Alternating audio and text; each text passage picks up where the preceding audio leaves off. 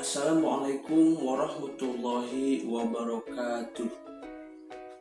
Anak-anak, bertemu lagi bersama Bapak Islah Munawar, guru geografi yang sedang melakukan PPLSP di SMA PGRI 1 Bandung. Bagaimana kabar kalian? Semoga kita semua tetap baik-baik saja, tetap sehat. Tidak lupa apabila ingin melaksanakan kegiatan di luar rumah, tetap melaksanakan protokol kesehatan sembari menggunakan masker.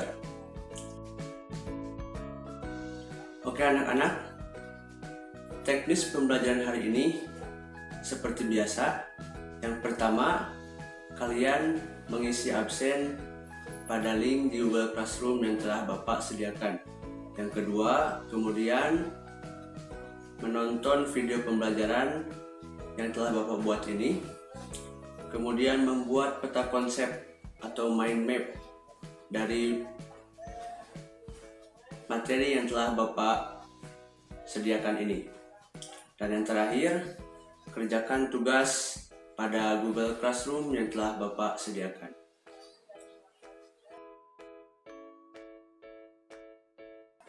Oke anak-anak, materi kali ini kita akan mempelajari mengenai.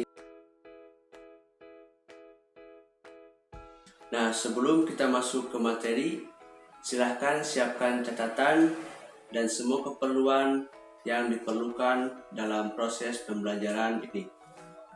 Oke, kita masuk ke materi yang akan kita pelajari. Let's go! Anak-anak, kemarin setelah kita mempelajari mengenai beberapa materi terkait dinamika kependudukan seperti faktor dan produksi kependudukan, mobilitas penduduk, kualitas penduduk, dan yang lainnya, maka sekarang kita akan mempelajari mengenai sumber data kependudukan.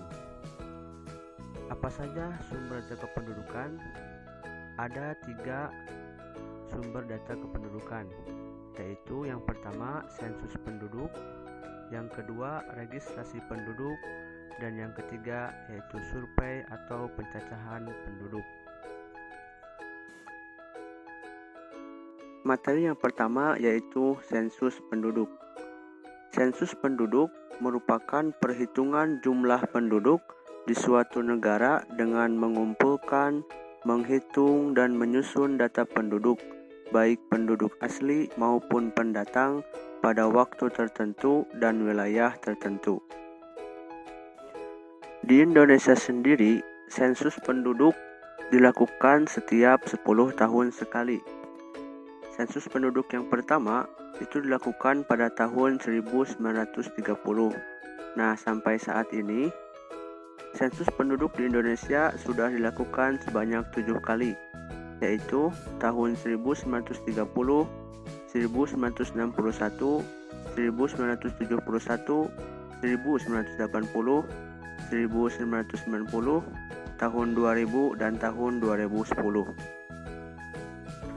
Nah, anak-anak, sensus penduduk sendiri dapat dilakukan dengan 2 cara berikut. Yang pertama, sensus penduduk dengan cara de facto, dan yang kedua adalah sensus penduduk dengan cara de jure. Sensus penduduk dengan cara de facto itu dilakukan terhadap setiap orang yang berada dalam wilayah sensus.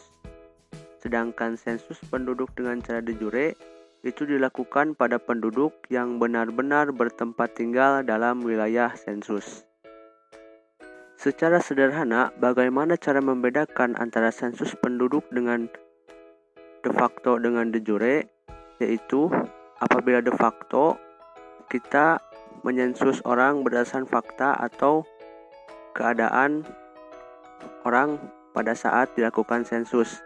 Sedangkan de jure bisa kita artikan kejujuran, yaitu sensus yang dilakukan berdasarkan data-data yang ada pada orang yang akan kita sensus. Nah, salah satu kesulitan ketika terjadi sensus adalah ketika ada tempat tinggal ganda dan pergerakan penduduk karena migrasi sirkuler.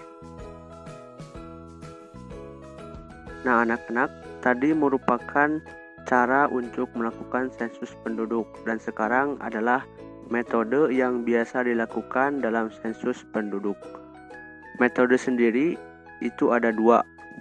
Kedua metode itu adalah sebagai berikut. Yang pertama adalah metode householder, dan yang kedua adalah metode canvasser. Metode householder.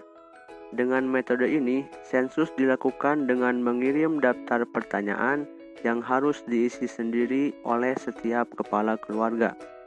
Pengiriman daftar pertanyaan itu dilakukan dengan cara-cara tertentu, seperti oleh petugas sensus atau melalui layanan pos. Begitu formulir sensus dikirimkan, pemilik rumah mengikuti instruksi tertulis, menjawab pertanyaan, dan mengembalikan formulir melalui kantor pos. Metode ini hanya dapat diterapkan di kalangan penduduk yang melek huruf. Jadi apabila penduduk yang tidak melek huruf, ya akan susah. Oke, yang kedua yaitu metode canvasser. Metode canvasser atau metode wawancara langsung yaitu metode di mana petugas sensus langsung datang ke rumah penduduk, mengajukan pertanyaan kepada responden dan mencatat jawabannya. Selanjutnya yaitu registrasi penduduk. Registrasi penduduk merupakan kumpulan berbagai keterangan tertulis dari kejadian penting yang dialami oleh penduduk, seperti data perkawinan, perceraian, perpindahan penduduk, dan kejadian-kejadian penting lainnya. Materi terakhir yaitu survei penduduk. Survei penduduk atau pencacahan penduduk di daerah-daerah tertentu yang dianggap dapat menjadi sampel atau mewakili seluruh wilayah negara. Beberapa survei telah dilakukan oleh Badan Pusat Statistik atau BPS, contohnya survei sosial dan ekonomi nasional atau Susenas, dan juga survei penduduk antar sensus atau SUPAS. Nah, anak-anak, alhamdulillah materi mengenai sumber data kependudukan telah kita pelajari. Silahkan setelah ini kerjakan tugas yang telah Bapak siapkan dan tidak lupa membuat mind map atau peta konsep dari materi kita kali ini. Oke, terima kasih. Sampai bertemu di pertemuan selanjutnya. Sampai jumpa lagi. Dadah.